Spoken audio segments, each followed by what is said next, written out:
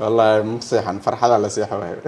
xalay indhaha iskuma geyn يا فرحة ولا سيحة وهاي وما شاء الله الملذي iyo damaashaadkii aan ku jiray hey laakiin waxay ila tahay waqti qurux badan ee waqti la rabay inaan imaadino isku soo aadiyay waayahaga markaad dib u eegtid xalay maxaa ku tilmaami kartaa wallahi waqtigii xalay iyo shalayba waxaan ogaaday inaan noqday qof guuleystay soo markaas aan ogaaday guusheedii waxaas waxaan ku faraxsanahay aad iyo aad reer muqdisho ay soo dhaweeyeen oo kumaadsiin wallahi xagee taariikh weyn oo ku leeyahay waa isbitaal mudan inaan u mahad celiyo shaqaalaheeda iyo dhakhaatiirta waaweyned xilligii 27 Agoosto yani waxay ahayd goobta degdega caafimaad la iifiyay xilligaas yani zaad u dhaawacnaa oo wax badan la ii qabtay ma sha Allah haddii ahaan lahayd dhanka caafimaadka emergency iyo waxyaabahaas soo markaa meela ilaawi kar maahan haddana waxa uu soo tagay balamo kale oo ay is dhihi karo wax ka weyn aan jiri karay soo markaa waxaa jeclaystay oo go'aansaday meesha ugu horeyso ee aan soo booqanay inay meeshii yani gargaar caafimaad la iifiyay isbitaal Madiina inay ahaato xasuus weyn ay u leedahay intaan noolaan waa xusi doonaa sanad walba 27 Agoosto waxaa isku day doonaa inaan soo booqdo insha Allah dhakhaatiirta caafimaadka insha Allah u mahad celiyo mar kastaba maadaama ay ka mid yihiin dadka badbaadin nolosheeda wallahi xaaladdeeda markaas waa darneed يعني ساعة موجين طبعا يعني ميركي واجوج لكن درين أو هذا واحد أكو عبر كرمتين أنا هذا ودي بعتسنا وياي الحمد لله دبعتي ما أنتوا أكسوك بتي الحمد لله طبعا isbitaalka markii lagu keenay dhakhaatiira kula tacaalaysay ku garab taagneed miir ahaan ma xasuusan kartaa dhakhaatiirtii markaas garabkaaga ahayd wallahi waa xasuustaa dhakhaatiir badan way yimaadeen iyo dad nurses badan waxaa ka xasuustaa Dr. Maxamed Yuusuf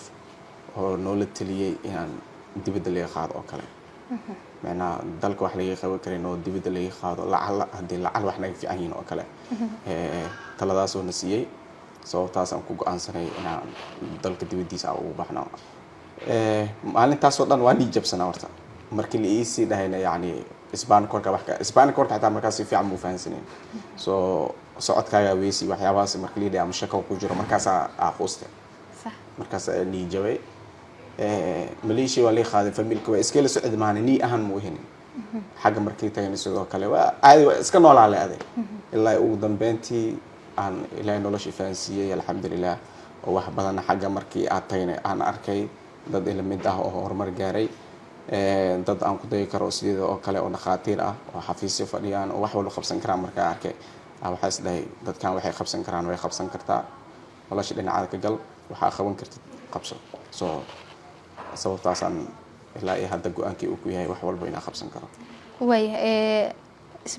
Malaysia xaaladii aad ka filanaysay caafimaad ahaan inaad ka helaysid ma ka heshay boqolkiiba hay ya boqolkiiba way kala adagtahay caafimaadka yani dhakhaatiirtana mar waxay sheegeen marbo yani waxa loo tusaa tusaalahan laga dhigaa qofka si daran oo kale waxa la iigay oo leel kulan siiyay dad aan iig daran oo kaliya madax laga dhaqaajinay aan waarona gacmaha iyo transfer garay kari awooda laha laakiin dad oo waxa jirba oo madax xitaa loo celcelinay oo iyaga isbaan koodka wax ka gaar soo marka tusaal badan ay tuseen dad badan ay tuseen ay bareen yani dhiirgelinay ahayd taas soo waxyaabo badan oo nolosheeda ay ka bedeshay midaas ahayd soo dabcan boqolkiiba boqol waxa dhihi karaa oo ku faa'iiday caafimaadka dadka meesha Malaysia dabcan hadda waa ka timid ma u noqonaysaa mise adeegga sahan waxa uu kuu fududeynayaa ogaanshaha fursadaha shaqo ee ka bannaan dalka adigoo kala socon kara lambarka goliska haddaba macmiil maantaba iska diiwaangeli adeegga sahan garaac xidig 183 afar gees kadib dooro lambar 1 oo ah fura adeegga hambalyo macmiil waad ku guulaysatay furashada adeegga sahan